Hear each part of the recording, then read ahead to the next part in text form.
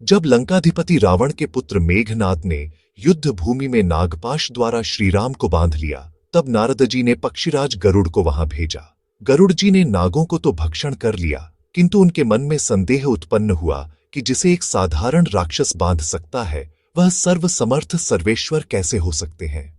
अपने इस संदेह को दूर करने हेतु वे विभिन्न स्थलों पर गए। अंत में गरुड़ जी को काकभुशुंडी जी के आश्रम जाने का निर्देश मिला। उस आश्रम का प्रभाव ही ऐसा था कि वहां प्रवेश करते ही गरुड़ जी का संदेह अपने आप मिट गया। उन्होंने वहां काकभुशुंडी जी से संपूर्ण रामचरित सुना। गरुड़ जी ने उनके पूर्व जन्म के बारे में पूछा तो काकभुशुंडी जी ने बताया, पूर्व के किसी कल्प में मेरा जन्म अवधपुरी अयोध्या में हुआ था। मैं जाति से शूद्र था। जब देश में अकाल पड़ा तो अपनी जन्मभूमि छोड़कर उज्जयिनी पहुंचा। वहां एक त्यागी, धर्मात्मा और भगवान भक्त ब्राह्मण से मुझे शिव मंत्र की दीक्षा मिली, किंतु उस समय मेरे मन में बड़ा भेदभाव था। मैं शिवजी का भक्त होकर भी भगवान विष्णु तथा श्री राम कृष्ण से द्वेष करता था, श्रीहरि की निंदा करता था। मेरे गुरुदेव सच्चे सत्पुरुष थे। मेरी द्वेषपूर्ण चित्तवृत्ति देखकर उन्हें बड़ा खेद होता था। मेरे कल्याण के लिए वे बार बार समझाते थे कि भगवान शंकर और भगवान विष्णु एक ही तत्व के दो स्वरूप हैं। तुम द्वेष बुद्धि छोड़ दो। दोनों में भेद मानना या किसी एक की निंदा करना बड़ा भारी अपराध है, इससे पतन होता है। किंतु मैं अहंकार में अंधा था, गुरु की बात पर ध्यान ही नहीं देता था। गर्व में चूर होकर उनकी उपेक्षा करता रहता। एक दिन मैं शिव मंदिर में शूद्र रूप से बैठा शिव मंत्र का जप कर रहा था। तभी गुरुदेव वहां आए, पर मैंने न तो उन्हें प्रणाम किया, न उठकर खड़ा ही हुआ। ब्राह्मण तो कुछ भी बुरा नहीं मानते, किंतु भगवान शंकर शिष्यों का यह अपराध नहीं सह सके। तभी मंदिर में आकाशवाणी हुई, यह शूद्र बड़ा अनादर करता है, इसे 1000 बार कीट पतंग आदि की योनियों में जन्म लेना पड़ेगा। यह सुनकर दयालु ब्राह्मण बड़े दुखी हुए। उन्होंने भक्तिभाव से भगवान शंकर की स्तुति कर प्रार्थना की, नाथ, यह अज्ञानी है, इसे क्षमा कर दें। भगवान शंकर ब्राह्मण की दया से प्रसन्न हुए और वरदान दिया, इसे जन्म मरण का कष्ट नहीं होगा। जो भी देह मिले उसे यह बिना कष्ट के क्षण भर में छोड़ देगा। मेरी कृपा से इसे सब स्मरण रहेगा। अंतिम जन्म में यह ब्राह्मण होगा, तब श्री राम में इसका गहन अनुराग होगा और इसे अव्याहत गति प्राप्त होगी। शाप के अनुसार अनेक योनियों में भटकने के बाद मुझे ब्राह्मण शरीर मिला। माता पिता बचपन में ही दिवंगत हो गए। भगवान शंकर की कृपा से कोई बाधा नहीं थी। अब मन में केवल एक ही लालसा थी कि किसी भी प्रकार सर्वसमर्थ श्री राम के दर्शन हो। मैं ऋषि मुनियों के आश्रमों में घूमने लगा। वे सभी मुझे निर्गुण, निराकार, सर्वव्यापी ब्रह्म का उपदेश देते, किंतु मेरा हृदय तो त्रिभुवन सुंदर साकार भगवान के दर्शन को व्याकुल था। अंततः मैं महर्षि लोमश के आश्रम पहुंचा। उन्होंने मुझे योग्य समझकर ब्रह्म ज्ञान का उपदेश प्रारंभ किया। जब वे निर्गुण तत्व का प्रतिपादन करते तो मैं उसका खंडन करके सगुण भक्ति की बात करता। बार बार वे समझाते और मैं बार बार प्रश्न करता कि सगुण भगवान को कैसे पाया जाए। अंत में ऋषि लोमश को क्रोध आ गया। उन्होंने शाप दिया, दुष्ट, तू अपने मत पर अत्यधिक दुराग्रही है, अतः पक्षियों में अधम कौआ हो जा। क्षण भर में मैं काक देहधारी हो गया, किंतु मुझे तनिक भी खेद न हुआ। मैंने प्रणाम किया और उड़कर वन की ओर चला गया। मैं उड़कर दूर चला गया। मेरे जाने के बाद ऋषि लोमश के हृदय में पश्चाताप जागा कि उन्होंने एक नम्र शिष्य को शाप दे दिया।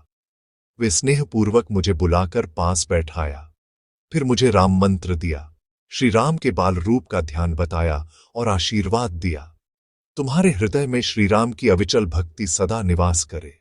मेरे आशीर्वाद से अब तुम इच्छानुसार कोई भी रूप धारण कर सकोगे तथा मृत्यु भी तुम्हारी इच्छा के अधीन रहेगी। तुम में ज्ञान और वैराग्य पूर्ण रूप से रहेंगे। जिस आश्रम में तुम निवास करोगे उसके 1 योजन तक अविद्या का प्रभाव नहीं रहेगा। गुरु अनुग्रह लेकर मैं नीलाचल पर आ गया। जब जब श्रीराम अवतार लेते हैं तब मैं अयोध्या पहुंचकर 5 वर्ष की आयु तक उनकी बाल लीलाओं का दर्शन करता हूं। भगवान के नाम का जप, ध्यान, मानसिक पूजा और दिव्य राजहंसों को रामकथा सुनाना, यही मेरा नित्यार्चन है। कहा जाता है कि स्वयं भगवान ने राजहंस रूप धारण कर मेरे आश्रम में आकर राम कथा का श्रवण किया है। गरुड़ जी को काकभुषुंडी जी द्वारा श्री राम की भक्ति का जो उपदेश मिला है वही श्री रामचरितमानस के उत्तरकांड में सुंदर रूप से वर्णित है। राम कथा के अमृत में डूबे काकभुषुंडी जी की भक्ति ने हमें यह सिखाया कि जिस धड़कन में राम बस जाए वही जीवन सार्थक हो जाता है। जो नाम दुखों को हर ले वही सच्चा सहारा है। जब जब मन भटक जाए, जब जब मार्ग कठिन लगे, तब तब प्रभु का नाम ही हमारा संबल बनता है। आइए उसी श्री राम का अभिनंदन करें, उनके पवित्र नाम का गुणगान करें और हृदय को भक्ति से भर दें। अब आप सब मिलकर गाइए।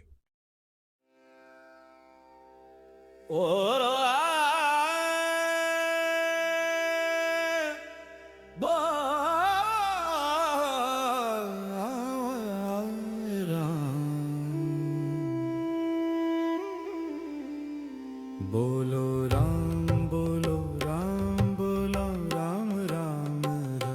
श्री राम श्री राम श्री राम राम राम। सिया राम सिया राम सिया राम राम राम। जय जय राम जय जय राम जय जय राम राम राम। जय जय राम जय जय राम जय जय राम राम राम जय जय राम जय जय राम जय जय राम राम राम राम राम जय जय राम जय जय राम।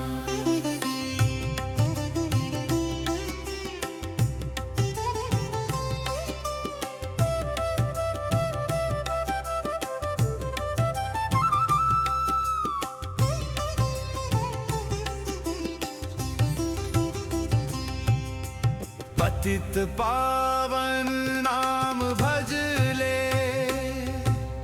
राम राम राम भज ले राम राम राम भज ले राम राम राम भज ले। अशरण शरण शांति के धाम मुझे भरोसा तेरा राम। मुझे भरोसा तेरा राम मुझे भरोसा तेरा राम। बोलो राम बोलो राम बोलो राम राम राम। श्री राम श्री राम श्री राम राम राम। सिया राम सिया राम सिया राम राम राम।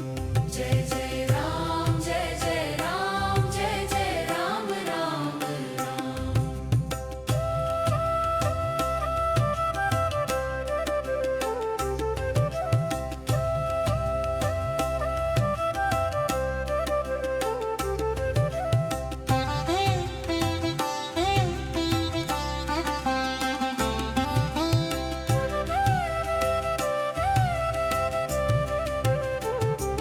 जय जय राम जय जय राम जय जय राम राम राम।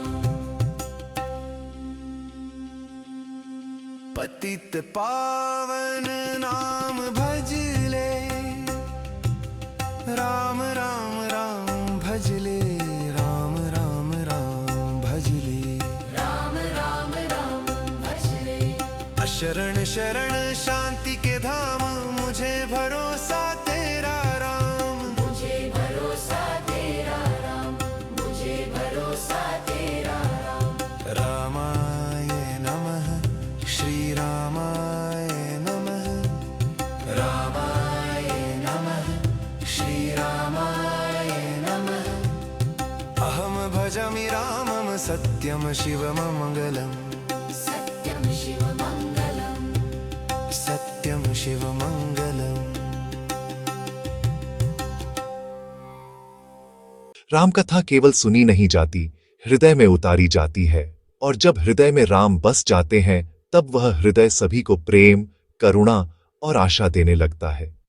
यदि इस कथा और भजन ने आपकी आत्मा को भी थोड़ा छुआ हो तो इसे अपने प्रियजनों तक अवश्य पहुंचाए, क्योंकि जिस घर में रामकथा की ध्वनि गूंजती है वहां स्वयं श्री राम अपने चरण रख देते हैं। बोलिए सियापति श्री रामचंद्र की जय।